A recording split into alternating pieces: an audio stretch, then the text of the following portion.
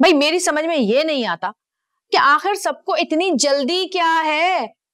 अभी हानिया पढ़ रही है और नबील वो तो कोई इतनी अच्छी नौकरी भी नहीं करता, ना कोई बिजनेस है उसका है। पता नहीं क्यों आप इन दोनों का मुस्तकबिल दांव पे लगाने पे तुले हुए। मैं नहीं लगा रहा।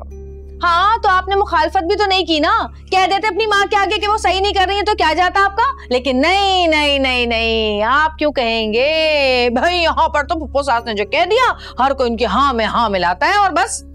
भाई मुझे तो यही लग रहा है कि उनका फैसला हमेशा ठीक ही होता है। यही तो मसला है आप लोगों का, न जाने कैसी तरबियत की अपने बेटों की आपकी माँ ने।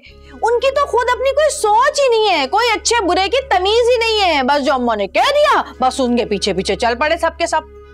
अजीब फजूल बहस लेकर बैठ गई आप। भाई आपको क्या एतराज है? मुझे क्यों एतराज होगा, मेरी बहन इस घर में आएगी, मैं तो खुश हूँ। तो ये कि अभी वक्त नहीं है और मैं ना जज्बाती होकर नहीं सोचती, मैं अकल से काम लेती हूँ, मैं फीलिंग पे नहीं जाती, मैं प्लान पे जाती हूँ। अच्छा तो क्या प्लान है आपका? प्लान ये है कि तुम जाओ अपनी माँ से बात करो और तारीख आगे बढ़वाओ। नहीं मैं कोई तारीख वारीख आगे नहीं करवा रहा भाई। लेकिन क्यों, मंगनी आगे बढ़नी चाहिए ना भाई। यार आप फजूल में बात बढ़ा रही।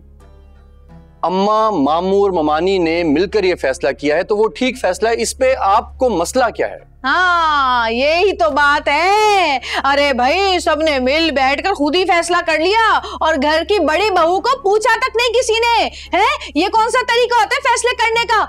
अकेले अकेले मीटिंग कर ली है, मुझसे पूछा तक नहीं किसी ने। हाँ तो कोई और भी तो नहीं था ना।